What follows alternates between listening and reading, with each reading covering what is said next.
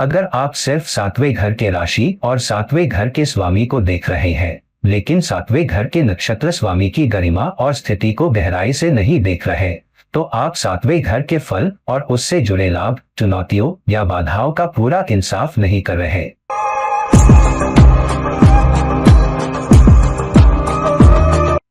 नमस्कार और आदाब मेरे सभी दोस्तों को आपके दोस्त ज्योतिषी और गाइड इरफान की तरफ से एक बार फिर आपके अपने चैनल एस्ट्रो एश्योरेंस के साथ। तो सबसे पहले आप सभी को नए साल की बहुत बहुत मुबारकबाद। ये साल आपके लिए खुशहाली, सुख, सारी मुश्किलों के धुल जाने, आपकी सारी ख्वाहिशों और इच्छाओं के पूरा होने का साल लेकर आए और आप सभी का साल बहुत बहुत अच्छा गुजरे। अब ये कहने के बाद हम ये भी जानते हैं कि हमारे कुंडली और उसकी स्थितियां भी इस बात में अपना रोल अदा करते हैं कि साल कैसी संभावनाएं लेकर आता है और हम उनका इस्तेमाल कैसे करते हैं, ये हम पर निर्भर है। और इसीलिए दर्शकों ने कुछ दिन पहले मुझसे सातवें घर के नक्षत्र स्वामी की स्थिति पर एक वीडियो बनाने की गुजारिश की थी। मैं ये सीरीज वैसे भी बनाना चाहता था, लेकिन कुछ देर बाद, क्योंकि ये बहुत गहरा विषय है, अगर आप घरों को समझने में निपुण नहीं है, घरों के अंदर राशियों को समझने में निपुण नहीं है, ये समझने में निपुण नहीं है कि घरों के स्वामी कहाँ स्थित है, उनकी क्या गरिमा है, क्या दृष्टि है, क्या युति है, तो नक्षत्र स्वामी के विश्लेषण और समग्र गतिकी के गहरे स्तर पर जाना कुछ ऐसा होगा जिसे समझना आसान नहीं होगा। तो मैं लोगों से अपनी प्लेलिस्ट देखने की लगातार गुजारिश करता रहता हूँ, क्योंकि मेरी प्लेलिस्ट में मैंने ग्रहों और राशियों, अलग अलग राशियों में घरों के स्वामी, अलग अलग युतियों में घरों के स्वामी की प्लेलिस्ट बनाई है और मैंने बहुत सी सीरीज बनाई है। एक सीरीज जो हम पहले से कर रही हैं वो है ग्रहों से ग्रह, जैसे किसी खास ग्रह से सूरज अलग अलग घरों में, लग्नेश दूसरे ग्रहों से अलग अलग घरों में, वगैरह वगैरह। तो ये वो सीरीज थी जो मैं कुछ देर बाद करना चाहता था। हालांकि अब जब हम इसमें हैं, इससे पहले कि मैं सातवें घर के नक्षत्र स्वामी को अलग अलग घरों में दिखाऊं, मैं एक भूमिका वाला वीडियो करना चाहता था ताकि आप इस वीडियो के दूसरे हिस्से में जाने से पहले इस वीडियो को देखें। इसका कारण ये है कि मैंने कई बार देखा है, लोग टाइम स्टैम्प्स चाहते हैं, वो सीधे सातवें भाव के स्वामी के 10वें घर में, सातवें भाव के स्वामी के 5वें घर में, 6वें भाव के स्वामी के 12वें घर में जाना चाहते हैं, लेकिन वो ये समझना नहीं चाहते कि स्थिति का क्या मतलब है। इसे बेहतर समझने की तैयारी के लिए आपको ये देखना होगा कि वीडियो देने वाला आपको कैसे बता रहा है, क्योंकि मैं हर स्थिति के साथ वही बात नहीं दोहरा सकता। पहले घर में मैं आपको बताता हूँ कि स्थिति के समग्र विश्लेषण का क्या मतलब है, और फिर दूसरे घर में सातवें भाव का स्वामी, फिर वही बात। मैं हर एक स्थिति के लिए दोहरा नहीं सकता, क्योंकि आप सिर्फ टाइम स्टैम्प्स पर दौड़ना चाहते हैं। तो मैं क्या करता हूँ, पहले 1 या 2 मिनट में आपको बताऊंगा कि वीडियो का क्या मतलब है, ताकि आप इस मतलब को उसकी संपूर्णता में देख सकें, बजाय कि टाइम स्टैम्प पर दौड़ने के। लेकिन हम हमेशा जल्दी में रहते हैं। हम सिर्फ अपनी खास स्थिति बताने वाले 2.5, 3, 4, 5 मिनट सुनना चाहते हैं, लेकिन आप उसकी संपूर्णता, समग्र नजरिए को समझना नहीं चाहते। तो आप भूमिका में वो चूक जाते हैं जो प्रस्तुतकर्ता कह रहा है। तो आप रस, स्थिति का सही मतलब जानने से चूक जाते हैं, क्योंकि आप ये देखने या सुनने या ध्यान देने के लिए तैयार नहीं है कि भूमिका क्या कह रही है। आपको अपने उस खास टाइम स्टैम्प को कैसे देखना चाहिए। तो कृपया मेरे वीडियो के पहले 2-3 मिनट जरूर ध्यान दें, जहां मैं एक ग्रह का परिचय दे रहा हूं। आपसे एक बहुत जोरदार गुजारिश, साल की शुरुआत में एक निवेदन। अगर आप अभी भी टाइम स्टैम्प्स पर दौड़ रही हैं, टाइम स्टैम्प्स कहाँ है, टाइम स्टैम्प्स कहाँ है, ये ढूंढते हुए मैं पहले अपने सभी वीडियो को टाइम स्टैम्प्स देता था, लेकिन मुझे एहसास हुआ लोग सिर्फ अपना हिस्सा सुनना चाहते हैं, वो वीडियो समझना नहीं चाहते। तो मैंने इसी वजह से टाइम स्टैम्प्स देना बंद कर दिया। लोग उसी पर दौड़ते हैं, वो वीडियो को उसकी संपूर्णता में नहीं समझ रहे। तो मैं अलग करूंगा। तो जब आप कोई खास ढूंढने की कोशिश कर रहे हैं, तो आप कुछ ऐसा सुनेंगे जो आपके लिए उसकी संपूर्णता में जरूरी हो सकता है, वीडियो को उनकी संपूर्णता में। तो साल की शुरुआत में ये कहने के बाद, हालांकि मैं चाहता हूं आप पूरे साल मेरे वीडियो देखें, मैं इसमें और नहीं उलझना चाहता।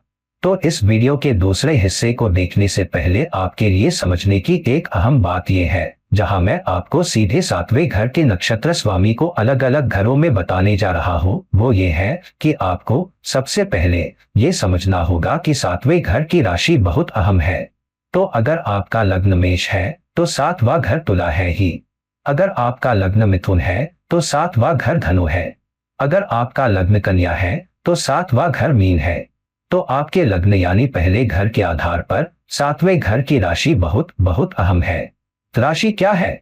क्योंकि राशि उस घर की बुनियादी खासियत बताएगी कि वो घर आपको क्या संभावनाएं, गतिकी, मसले, मुश्किलें, मौके दे रहा है। उसके बाद 7वें घर के स्वामी की गरिमा, अंश, स्थिति, युति, दोष अपना अलग रंग, अपना अलग स्वाद लाएगा। लेकिन शुरुआत हमेशा पहले कदम से होगी। पहला कदम हमेशा 7वें घर की राशि है, बहुत बहुत अहम। उसके बाद 7वें घर का स्वामी और उसकी गरिमा, वो कहाँ स्थित है, क्या दोष है, क्या योग है, यहाँ तक कि वो भी पहला कदम है। क्योंकि 7वें घर का स्वामी अगर 12वें घर में उच्च का हो या नीच का या दग्ध या खराब योग का या राजयोग का, इसका क्या मतलब है?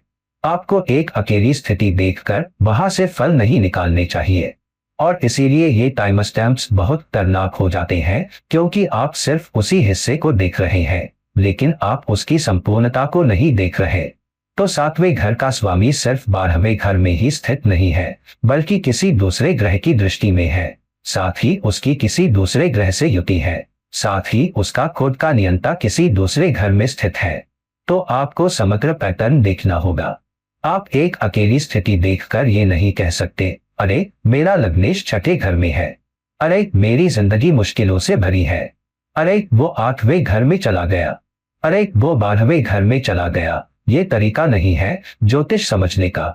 ये तरीका नहीं है अपनी स्थिति, अपनी कुंडली के असली मतलब को समझने का। पैटर्न समझें तो आपको 3-4 चीजों को एक पैटर्न के तौर पर आपस में जोड़कर देखना होगा। जब आप अपनी कुंडली में पैटर्न देख पाएंगे तो आप उसे बेहतर समझ पाएंगे। तो 7वें घर के फल को समझने के पैटर्न का पहला हिस्सा होगा 7वें घर की राशि, फिर 7वें घर का स्वामी, फिर 7वें घर के स्वामी की स्थिति, गरिमा, योग। और उसके बाद जब आप उसे देख रहे हो तब नक्षत्र स्वामी यानी 7वें घर का नक्षत्र स्वामी आता है। तो सबसे पहले लग्न के अंश को देखें। लग्न किस अंश पर है?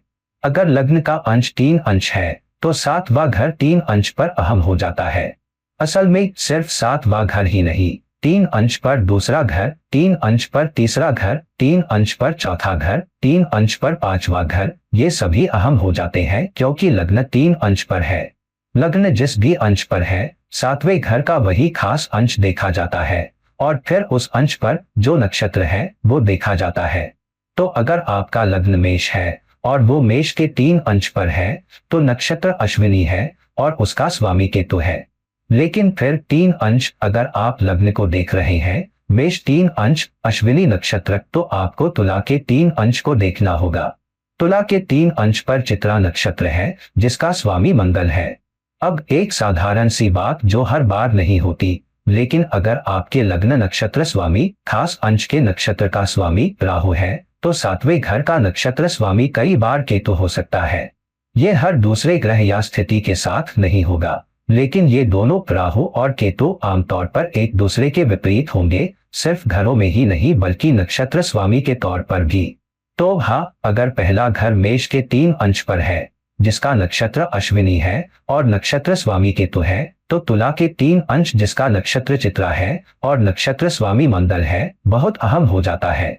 तो अब हमने पाया आपका लग्न मेष है और वो 3 अंश पर है, उसका नक्षत्र अश्विनी है, लेकिन हम इस वीडियो के साथ 7वें घर में दिलचस्पी रखते हैं।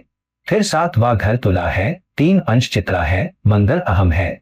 अब दूसरी बात यह है कि 7वें घर के फल देने में किसका दबदबा है? क्या तुला राशि का स्वामी जो कि 7वें घर की राशि है, या फिर चित्रा का नक्षत्र स्वामी मंगल? यहाँ शुक्र का हमेशा दबदबा रहेगा क्योंकि शुक्र राशि का स्वामी है और राशि के अंदर हर राशि में एक नहीं बल्कि 3 नक्षत्र होते हैं। हालांकि क्योंकि नक्षत्र का अंश लग्न के अंश से मेल खाता है, उस खास तरफ का नक्षत्र स्वामी बहुत अहम हो जाता है, कोई दूसरा ग्रह नहीं।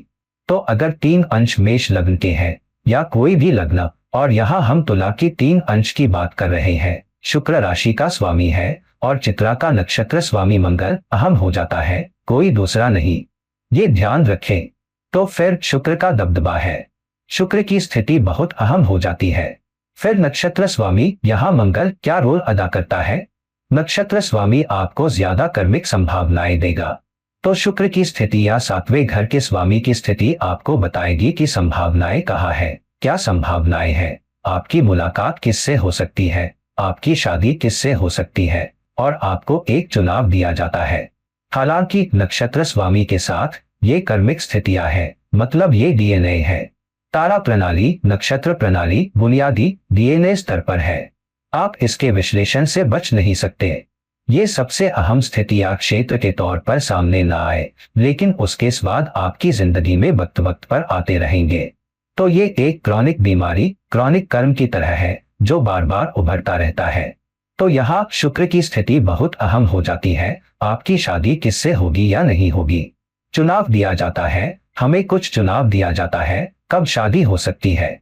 अगर आप एक मौका चूक जाएं, तो दूसरा मौका खुल सकता है। लेकिन मंगल की स्थिति, क्योंकि मंगल नक्षत्र स्वामी है, एक अहम स्थिति होगी, जिसका मतलब है मंगल क्या है, लेकिन जीतने की, बढ़ने की भूख। लेकिन ये चित्रा नक्षत्र है, और चित्रा एक ऐसा नक्षत्र भी है जो संगीत प्रिय, कलात्मक, रचनात्मक प्रवृत्ति का है, जिसका मतलब है कि व्यक्ति, आपके जीवन साथी में कुछ रचनात्मकता, कुछ नवाचार, कुछ कलात्मक क्षमता की प्रवृत्ति भी होगी। तो व्यक्ति कुछ रचनात्मकता दिखाएगा, या तो संगीत कला, कलात्मक क्षमता, कोई दूसरा काम खूबसूरती से कर पाना, संगीत बजाना, किसी किरदार में कला होना, या काम पर वो बहुत रचनात्मक होंगे, घर पर बहुत रचनात्मक होंगे, आपके मेकअप में बहुत रचनात्मक होंगे। जिंदगी के एक हिस्से में जरूर ज्यादा रचनात्मकता, ज्यादा कल्पनाशीलता, ज्यादा नवीनता होगी। लेकिन रिश्ते में वो ये भी हो सकते हैं, मैं चाहता हूँ मेरा जीवन साथी ये कर सके, मैं चाहता हूँ मेरा जीवन साथी वो कर सके, मैं चाहता हूँ मेरा जीवन साथी मेरे लिए ये करे, मैं चाहता हूँ मेरा जीवन साथी मेरे लिए वो करे, और एक खास हद तक भौतिकवाद भी होगा। मैं चाहता हूँ मेरा जीवन साथी सुंदर हो, मैं चाहता हूँ मेरा जीवन साथी बहुत खुशमिजाज, मजाकिया हो, मैं चाहता हूँ मेरा जीवन साथी अच्छा करे, मैं चाहता हूँ मेरा जीवन साथी अच्छा कमाए, मैं चाहता हूँ मेरा जीवन साथी मुझे अच्छी जिंदगी दे सके, या मेरी तनख्वाह या मेरी लगन में मेरे बराबर हो, और वो सब। फिर भौतिकवादी शुक्र, सातवें घर की राशि का स्वामी, बहुत अहम हो जाएगा। और फिर मंगल। अब दूसरा पहलू बहुत अहम हो जाता है, शुक्र कहाँ है, किस योग में है। इन सब के अलावा सातवें घर के स्वामी, राशि स्वामी और सातवें घर के नक्षत्र स्वामी के बीच क्या रिश्ता है। तो मिसाल के तौर पर अगर कहें आपका लग्न कर्क है, तो आपका सातवां घर मकर हो जाता है। अब मकर सातवीं राशि का स्वामी शनि है, लेकिन मान लीजिए वो एक खास अंश पर है। अगर मकर राशि का अंश 20 अंश है, तो मकर के 20 अंश श्रवण नक्षत्र से मेल खाते हैं। श्रवण नक्षत्र का स्वामी चंद्रमा है, तो यहाँ चंद्रमा नहीं, श्रवण के गुणों का दबदबा रहेगा, इससे पहले कि चंद्रमा के गुण आए। तो पहले मकर राशि, क्योंकि वो स्वामी है, वो सातवीं राशि का नियंता है। उसके बाद शनि की गरिमा और स्थिति, उसके बाद नक्षत्र श्रवण 20 अंश पर, उसके बाद श्रवण का नियंता जो कि चंद्रमा है। तो राशि का नियंता, नक्षत्र का नियंता, ये अहमियत के लिहाज से एक के बाद एक ये कदम है। तो हाँ, अगर आपका सातवां घर मकर है 20 अंश पर, क्योंकि आपका लग्न 20 अंश पर है, तो आप मकर राशि के 20 अंश को देख रहे हैं। वो श्रवण नक्षत्र है जिसका स्वामी चंद्रमा है। अब शनि और चंद्रमा के बीच क्या रिश्ता है। ये अच्छा रिश्ता नहीं है, योग विष योग है। अब अगर शनि और चंद्रमा कहीं भी कुंडली में युति बना रहे हैं या दृष्टि में है कहीं भी, तो वो विरोध में है। फिर वो एक मजबूत या कमजोर विष दोष भी बना रही है, और दोनों ही राशि स्वामी और नक्षत्र स्वामी से मेल खा रही है। वह चुनौतियां रिश्ते के मामले में ज्यादा हो सकती है, इस बात में कि जोड़ा कैसा प्रदर्शन कर रहा है।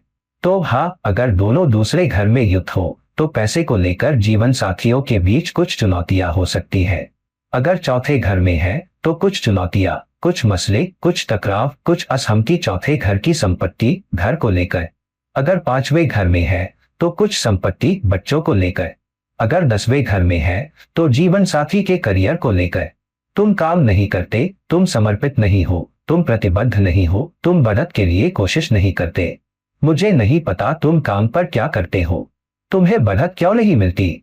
तुम्हें प्रमोशन क्यों नहीं मिलता जब तुम्हारे सभी सहकर्मियों को मिल जाता है? ये सब बातें आ सकती है। या तुम मुझे वक्त नहीं देते, तुम हमेशा काम पर रहते हो, ये सब आ सकता है।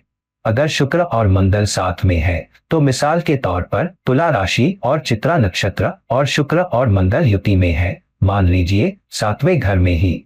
लेकिन शुक्र का तो दबदबा है ही।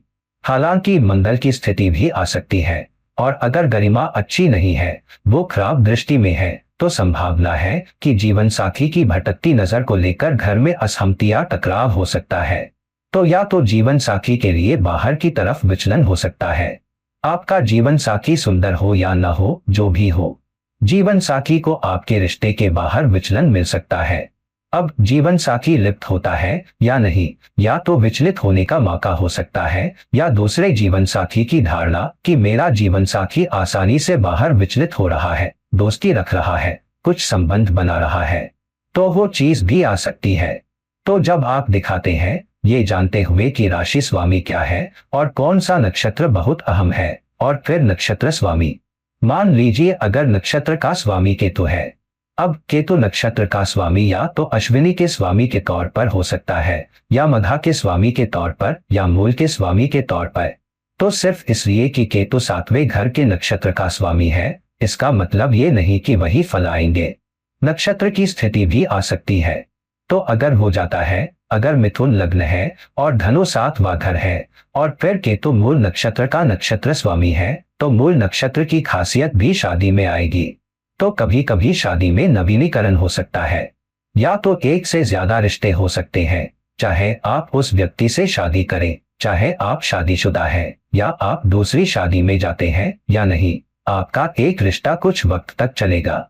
रिश्ते में नवीनीकरण हो सकता है, या तो आप अलग हो जाते हैं और फिर आपस में आते हैं और एक नए नजरिए से रिश्ता दोबारा शुरू करते हैं, या एक रिश्ता जो कुछ वक्त से चल रहा था टूट जाता है, फिर आप दूसरे रिश्ते में पड़ते हैं। तो रिश्ते का पुनर्जन्म भी है, क्योंकि मूल शामिल है। लेकिन अगर वो मजबूती से स्थित है, केतु की गरिमा मजबूत है, तो मूल का मतलब है जड़ें। तो रिश्ते की जड़ें इतनी मजबूत हैं कि सारी मुश्किलों के बावजूद वो शायद ही टूटे। ये ऐसा है कि रिश्ता तब भी होता है जब वो सबसे खराब हालत में जा चुका हो। फिर सिर्फ इसलिए मत समझ लीजिए कि नक्षत्र स्वामी शुभ है या अच्छा लगता है। मिसाल के तौर पर बृहस्पति आपका नक्षत्र स्वामी है। हालांकि बृहस्पति नक्षत्र का स्वामी इसलिए भी हो सकता है क्योंकि नक्षत्र पुनर्वसु है, या नक्षत्र पूर्व भाद्रपद है, या नक्षत्र विशाखा है। फिर आप क्या करेंगे? क्या बृहस्पति वही फल देगा? शायद नहीं। लेकिन अगर राशि स्वामी और नक्षत्र स्वामी एक ही है तो ये सबके साथ नहीं होता। लेकिन मिसाल के तौर पर आपका लग्न कन्या के 3 अंश पर है, तो आपके 7वें घर में मीन के 3 अंश, 7वें घर का स्वामी मीन यानी बृहस्पति, और मीन के 3 अंश यानी पूर्व भाद्रपद नक्षत्र जिसका स्वामी बृहस्पति है। फिर क्या होता है? फिर ऐसी महिलाओं के लिए फल बहुत मजबूत होंगे, खास तौर पर गुणों के लिए, पुरुषों के लिए भी, लेकिन महिलाओं के लिए ज्यादा मजबूती से, क्योंकि बृहस्पति पति का कारक या सूचक है। तो जहां भी बृहस्पति स्थित है वहां आपको बहुत बहुत मजबूत फल मिलेंगे और आप उन फलों से बच नहीं सकते। क्यों? बुनियादी स्तर पर बृहस्पति आपके 7वें घर का राशि स्वामी भी है और आपका नक्षत्र स्वामी भी, और पूर्व भाद्रपद के गुण भी आएंगे। तो आपको नक्षत्र ऊर्जाओं में गहराई से उतरना होगा और समझना होगा। तो जब मैं अपना अगला वीडियो लाऊंगा तो मैं नक्षत्र के अपने गुणों के साथ साथ 7वें घर के नक्षत्र स्वामी की स्थिति के बारे में भी कुछ पहलुओं पर बात करूंगा। तो दोस्तों, ये वीडियो का पहला हिस्सा है। साल की शुरुआत मैं सीरीज की बुनियाद रखना चाहता था, इससे पहले कि मैं 7वें घर के नक्षत्र स्वामी को अलग अलग घरों में दिखाने वाला वीडियो लाऊं। तो कृपया इस वीडियो को विस्तार से देखें, इसे अंत तक देखें। अगर आप यहाँ तक पहुंचे हैं तो आप इसे समझ गए होंगे या इसे उसकी संपूर्णता में देखा होगा, शायद 1 या 2 बार, इससे पहले कि आप अपने 7वें घर के नक्षत्र स्वामी की स्थिति में जाएं और टाइम स्टैम्प्स पर दौड़ें। तो वैसे भी तो दोस्तों, अपने 7वें घर को अच्छी तरह समझें, अपने नक्षत्र स्वामी को अच्छी तरह समझें, और कृपया मेरे आने वाले वीडियो का इंतजार करें। और अगर आपको ये वीडियो पसंद आया तो इस वीडियो को शेयर करें और कृपया मेरे चैनल को सब्सक्राइब करें। किसी और वक्त किसी और वीडियो के साथ मिलने तक ये रहा आपका दोस्त ज्योतिषी और guide Irfan signing off. Chiao.